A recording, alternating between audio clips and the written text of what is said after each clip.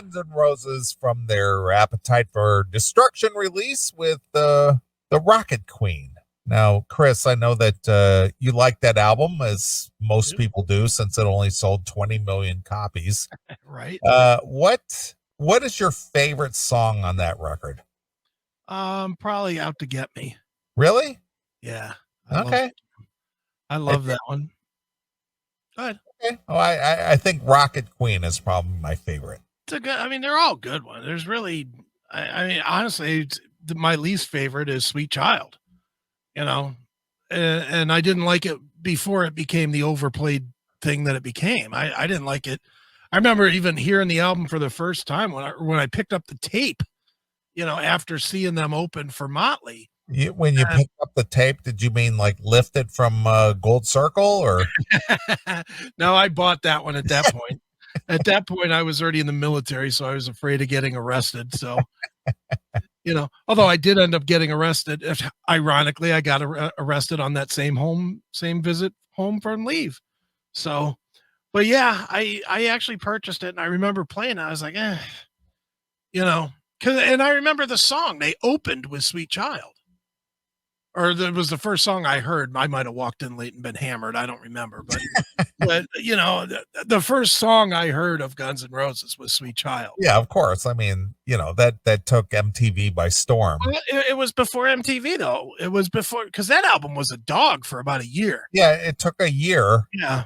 Before it actually caught fire. Mm-hmm. And I just remember I saw Guns N' Roses when I was home on leave once with Motley. They were opening for Motley, and the first song I remember hearing was "Sweet Child," and I was like, who are these fucking hacks? but then all of a sudden it kicked in and got heavy and was like, ooh, this is more my speed. Yeah.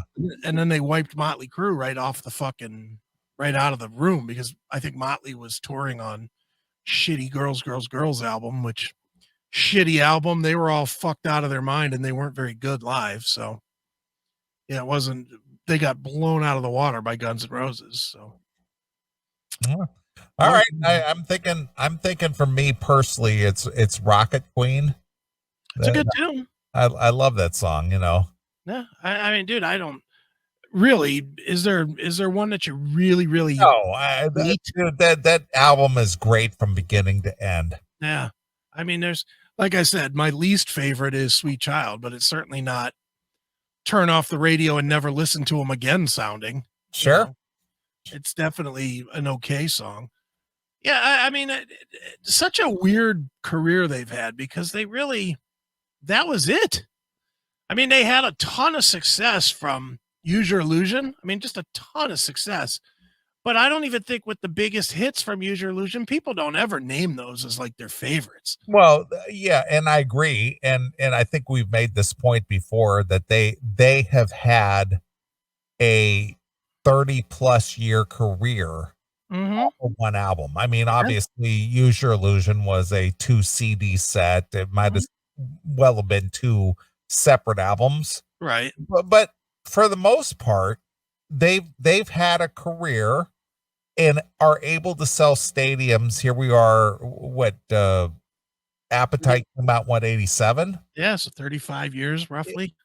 Yeah, 35 years on basically 3 studio records. Mm-hmm. And I'll always go back to, when you pick up the hits from Use Your Illusions, nobody lists those as their favorites. You know, nobody's picking November Rain or Civil War, and these are good songs. Again, they're good songs. I mean, Estranged and Coma are great songs. You know, those would be about the only 2 that I would take over into the great range, would be Estranged and Coma. See, what my favorite is Dead Horse too. See, that's an okay. I don't know. It's okay. I like the part where he goes, "Wow!" Exactly. You know, I like that part. You know, I don't know. Use Your Illusions was kind of you could turn that into one album. Yeah. If you wanted to cut it down, yeah, of course, it'd be one good long album. Yeah, one good, probably 12, 13 song album. You know, but I mean, some of the songs were clearly half an ideas. You know, that they didn't like. Double Talkin Jive. as much as I like that, that's a cool little 3-minute shuffle or whatever it is. That's just a song idea that they couldn't figure out how to finish, so they just left it there. Dude, pull that up real quick, double talk and jive, and just play the last 30 seconds. They literally just run out of idea and they just fade it out. Yeah, double talk and jive, motherfucker. I mean, it's a cool song, but you could tell they just didn't have the rest of the song, or they couldn't figure it out, so they just said, fuck, we're gonna just throw it on there. Well, I agree. And the thing is what's amazing is that even to this day, scheduled, what, I think in September or October this year, this in 2021, they've got like a 5 or 6 stadium tour date in Australia. Yeah. I mean, they're still, they're huge off of one. I mean, that's how impactful that record was. I mean, and I guess you got to really look at the time and think 88. I mean, what was their competition? Poison, Warrant, Alias, Slaughter. Slaughter didn't even hit till 90, I don't think. So it would have been what, Poison and Warrant and maybe Rat. Damn Yankees. I don't know. Did Damn Yankees come out in 88? I don't remember. I think it was like 89. Yeah. And 90, I think that they were in the very end of the 90s or 80s into the very early part of the 90s. Yeah. My point is that Guns N' Roses did not have a lot of competition. And I'm not saying that makes the record any less awesome. It's still an awesome record, but by comparison, they really didn't have a lot of competition. You know, I mean, Motley Crue put out what I still think is the worst album of the heyday, which is Girls, Girls, Girls. That album's just a bag of shit. I'll fight anybody on that one. You know, that album sucks. and what else? I mean, what else was big at the time? I know Poison was big at the time. That would have been what? Open Up and Say Ah. Open Up, which was a letdown from the first album for most people. Warrant was just debuting. I don't think Warrant even debuted. I don't think they debuted until 89. So what would it have been? New Jersey? Bon Jovi, New Jersey? Probably. Yes. And that was big. Def Leppard, Hysteria. I guess that was a big one. That was a big one, but I can't imagine the chicks that like Def Leppard were also liking Guns N' Roses a lot. I don't know. White Snake, good point. White Snake, Still the Night. You know, that was right around that time. Yeah, that came out in 87, but it had a long shelf life for, because they kept releasing singles from that. Right. Was Long Cold Winter in that era? Yes. That was, I believe that was 88. All right. Long Cold Winter or GNR? GNR. Yeah, I'd probably take GNR, but it's not as wide of a berth as you might expect. I thought Long Cold Winter was a damn near perfect album. Yeah, it's a great record. It's my favorite, definitely my favorite Cinderella record. Me too. All right. Well, I've got 35 seconds worth of double talking jive. Yeah, just listen to how it ends. They just faded out because they didn't have anything else to fucking finish the song with. All right, here we go.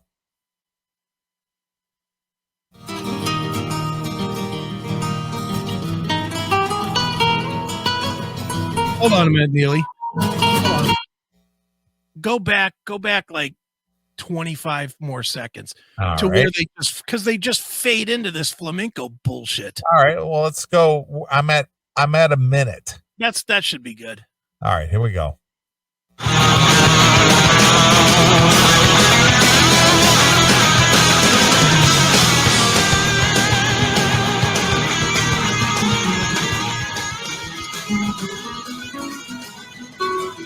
See? Yeah, they could have ended it just fading out of the hard rock and shit, but for whatever reason they ended it with that flamenco guitar. Or if you listen to the whole song, it was prime for another verse. If you listen to it, they do the thing, and it was ready for another verse, and they just didn't put it in there. It's like they just ran out of steam on that song. Well, since we're talking about it, we might as well go for it. It's the whole song is only 3 minutes and 23 seconds, and Yeah, play it. we know the last full minute is just the flamenco Flamenco guitar. shit. Yeah. So let's play basically 2 minutes of this. Yeah, let's listen and see if this is a real song or not. All right, let's hear it.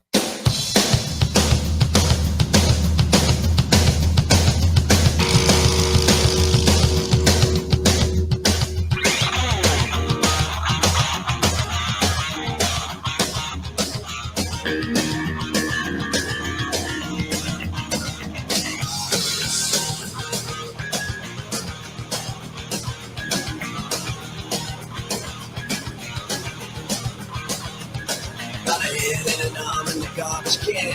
Don't know why I'm here. Living on a run for so long. I gotta go collect. Double talking job, get the money, motherfucker. 'Cause I got no more patience. Double talking like that. No more patience, man.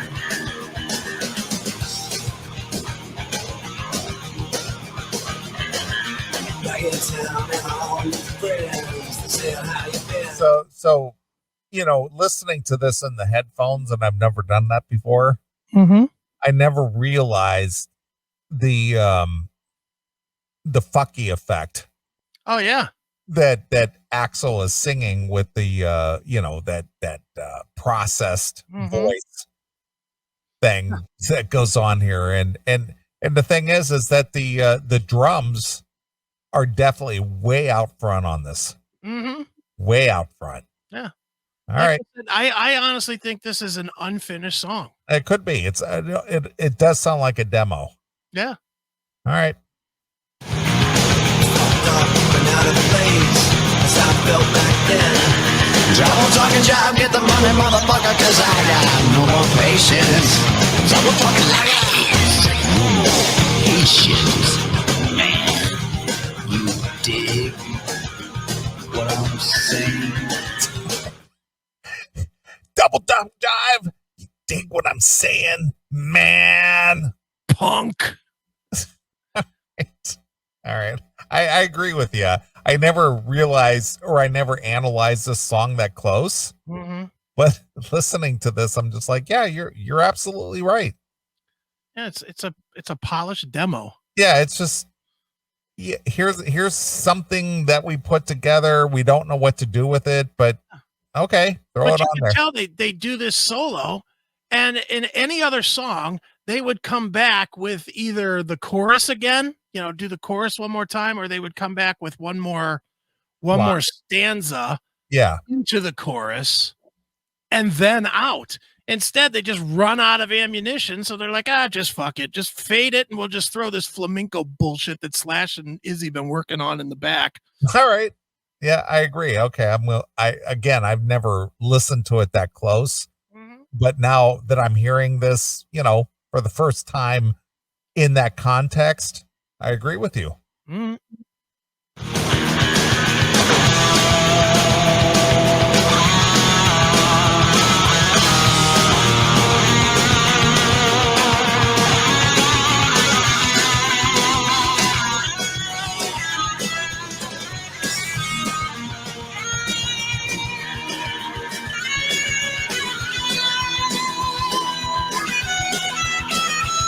I know you're not a fan of this movie and probably don't give a shit about it, but this sounds like something that might be in the soundtrack for Pulp Fiction. Yeah, it could be. Yeah. I mean, it really does. That's what it reminds me of. Yeah. All right.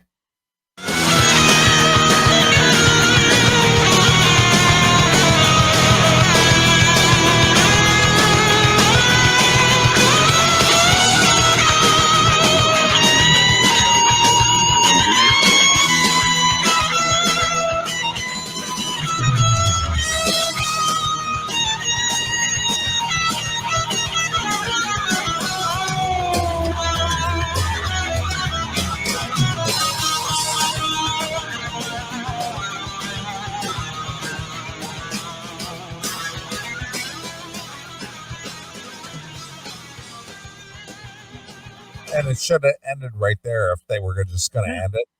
Or they But should have pulled back 12 bars of that fucking solo and come back with a dun dun dun dun dun dun dun dun, and then have Axl sing. Bring it back up again. Yeah, have Axl.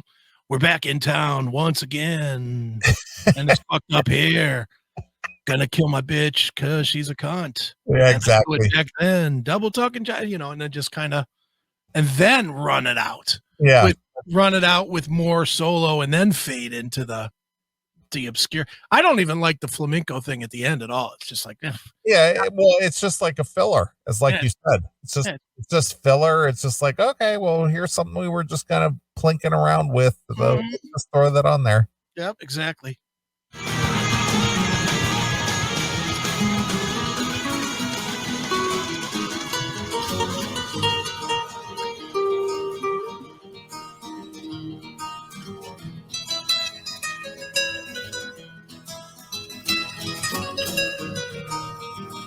Yeah, that sounds like something Penelope Cruz might be dancing to in From Dusk Till Dawn or something. Right, exactly.